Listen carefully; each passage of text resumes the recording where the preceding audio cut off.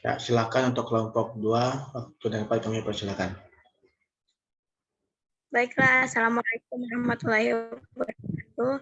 Selamat siang semuanya. Perkenalkan, di sini kami dari kelompok 2. Yang ketuanya yaitu Faisal Akbar dan rekan-rekannya yaitu saya sendiri, Putri Siti Mahdania.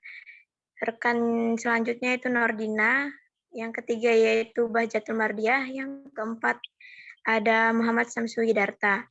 Di sini kami akan membahas 4 materi yaitu filsafat kebudayaan, filsafat seni, filsafat bahasa, serta filsafat sejarah. Terima kasih atas waktu dan tempat yang telah diberikan. Untuk mempersingkat waktu, langsung saja filsafat kebudayaan akan dibacakan oleh Bahjatul Mardiah. Waktu dan tempat saya persilahkan. Baik, terima kasih. Assalamualaikum warahmatullahi wabarakatuh. Baik, saya akan mempresentasikan filsafat kebudayaan. Filsafat kebudayaan adalah kemampuan untuk menentukan batas pengertian yang tegas antara filsafat kebudayaan dan ilmu kebudayaan. Filsafat kebudayaan pada dasarnya berusaha untuk memahami hakikat kebudayaan sebagai realitas kemanusiaan secara mendalam dan menyeluruh.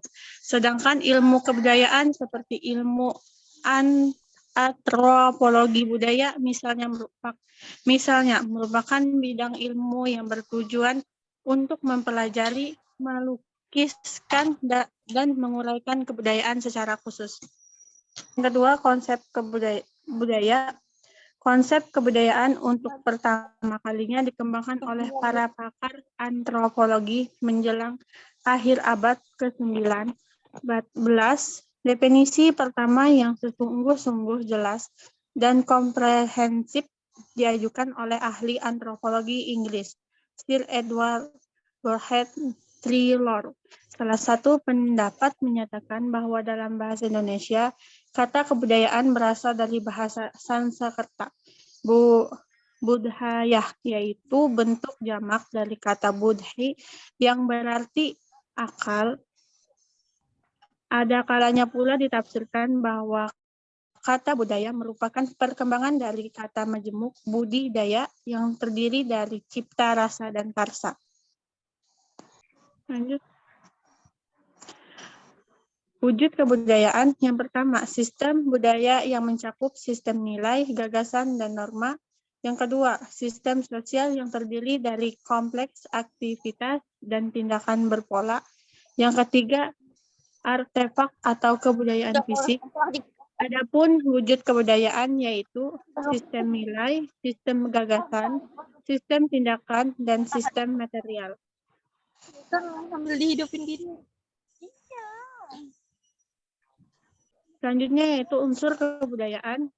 Ada nomor 4, sistem peralatan, dan 5, teknologi sistem mata. Yang keenam, pencaharian hidup kesenian. Yang ketujuh, sistem religi. Unsur-unsur integritas kebudayaan yang dimaksud mencakup 7 unsur kebudayaan itu. Lanjut.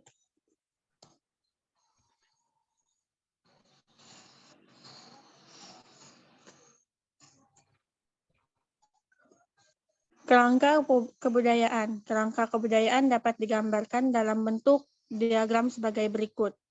Dalam hal ini, sistem nilai dilambangkan sebagai lingkaran nomor 1 yang merupakan lingkaran paling dalam, atau inti. Sistem gagasan dilambangkan sebagai lingkaran nomor 2, sistem tindakan dilambangkan sebagai lingkaran nomor 3, dan sistem material dilambangkan sebagai lingkaran nomor 4 yang merupakan lingkaran paling luar. Lanjut. Fungsi kebudayaan ada 2, yaitu kebutuhan hidup mendasar dan yang kedua kebudayaan. Kebutuhan hidup mendasar, makanan, perlindungan, bekerja sama, berkomunikasi, ingin tahu spiritual, memproduksi dan mengelola, makanan rumah, pakaian, organisasi bahasa, ilmu, pengetahuan, dan religi. Lanjut. Terima kasih kasih rekan saya atas nama Bahjatul Mardiah. Filsafat seni akan dilanjutkan pembacaannya oleh Nordina. Waktu dan tempat dipersilahkan. Terima kasih kepada moderator. Di sini saya akan melanjutkan pemaparan materi dari Bahjatul. Filsafat seni. Kedudukan seni dalam keseluruhan sistem filsafat atau filsuf ini, istilah seni art berasal dari kata Latin art yang berarti seni, keterampilan, ilmu, dan kecakapan. Seni adalah medium material sekaligus faktual. Keindahan karya seni bertujuan menyatakan kebenaran. Baginya, kebenaran adalah keseluruhan tujuan dari seni, adalah membangkitkan emosi estetika. Sementara dalam filsafat, bahasa adalah alat untuk mengucapkan kebenaran. Melalui filsafat seni, pemahaman tentang seni akan lebih kaya. Banyak hal yang dapat dipertanyakan, namun pertanyaan sebagai tantangan bahwa filsafat seni adalah bukan sekedar sejarah seni. Next.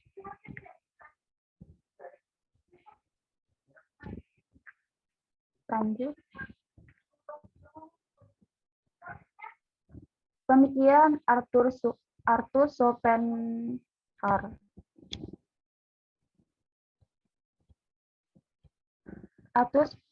Arthur merupakan salah satu filsuf yang memberikan ide tentang filsafat seni atau estetika yang mempengaruhi pada abad ke-18.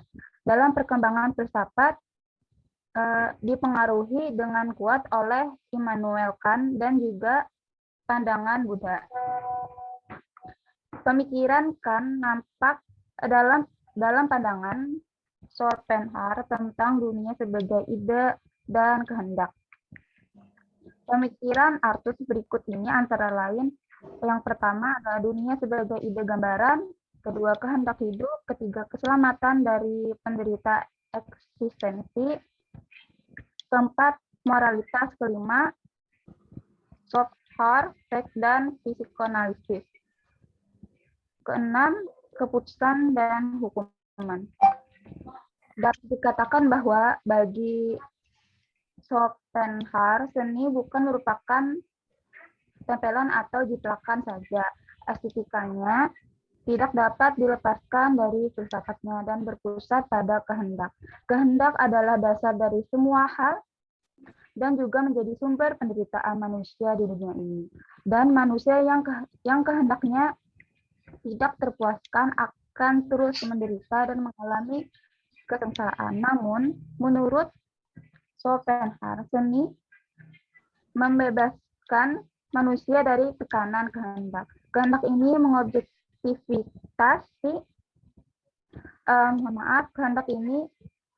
mengobjektivitas diri dalam seni. Objektivasi ini terdiri melalui dua cara. Pertama, melalui ide dalam bentuk seni arsitektur, seni lukis, dan seni pahat, puisi, dan drama. Kedua, secara langsung tanpa perantara, yakni dalam seni musik. Inilah kriteria kenapa musik mendapat posisi dan penilaian tertinggi dalam filsafat. Oke, next.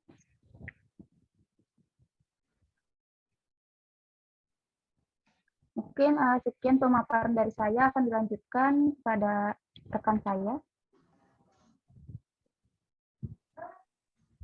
Baiklah, filsafat bahasa akan diteruskan pembacaan materinya oleh rekan kami yaitu Faisal Akbar. Waktu dan tempat dipersilahkan. Baik, langsung saja. Filsafat bahasa.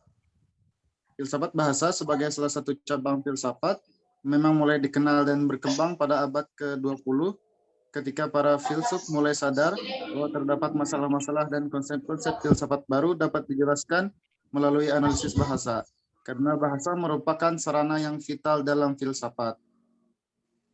Berdasarkan pengamatan terhadap perkembangan sejarah filsafat bahasa, maka filsafat bahasa dapat dikupas menjadi dua macam pengertian, yaitu Next.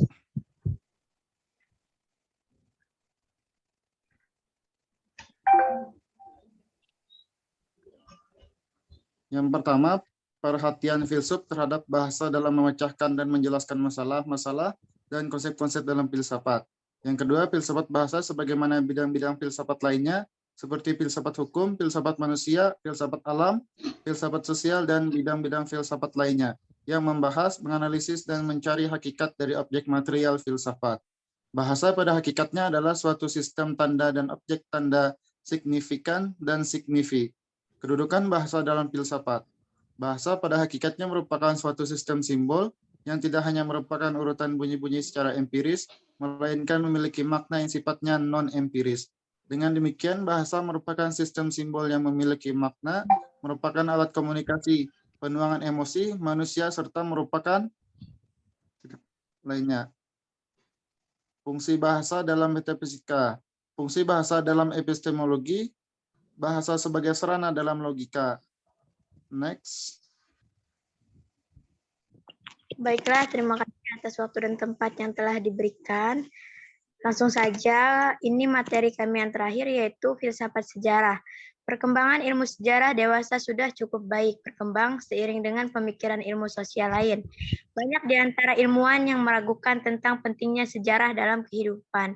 Di samping itu juga terdapat para ilmuwan yang memandang sejarah sebelah mata dengan alasan sejarah merupakan ilmu dengan keobjektifan. Terdapat juga aliran filsafat sejarah kritis, yaitu memandang sejarah dari segi teoritis dan mengutamakan keilmiahan, hingga ilmu sejarah menemukan cara yang ilmiah guna memenuhi persyaratan sebagai suatu ilmu. Selanjutnya, Bang.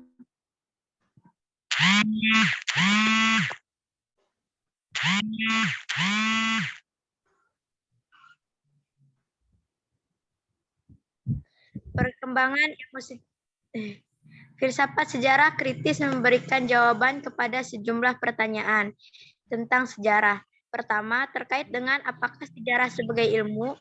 Kedua dan ketiga, sejarah membutuhkan rekonstruksi histori tentang sebuah peristiwa masa lampau yang dibangun di atas fakta sejarah. Keempat, apakah hakikat teori-teori dan tafsiran sejarah itu. Dan Ranke katakan sejarawan tidak lebih melukiskan masa lampau sebagaimana terjadi. Kaldu katakan sejarah menilai bahwa memihak kepada pendapat, tradisi dan budaya tertentu merupakan cacat terhadap karyanya. Kelima, apakah ada yang disebut sebagai hukum-hukum sejarah? John Stuart Mill katakan bahwa sejarah memiliki hukum-hukum sendiri karena adanya pemahaman yang berbeda kepada hukum alam. Tujuan sejarah kritis, jika secara implisit dapat kita lihat tujuan dari filsafat sejarah kritis merupakan usaha untuk mendekatkan proses rekonstruksi masa lampau ke arah seobjektif mungkin. Sering pula disebut sebagai analitis, skeptis, dan metodologis. Manusia dan sejarah. Manusia merupakan makhluk ciptaan Tuhan. Menurut Islam, manusia diciptakan untuk menjadi khalifah di muka bumi ini. Selanjutnya, Bang. Nah, mungkin itu saja yang dapat kami sampaikan. Terima kasih atas waktu dan tempat yang telah diberikan kepada kelompok 2. Sekian dan terima kasih.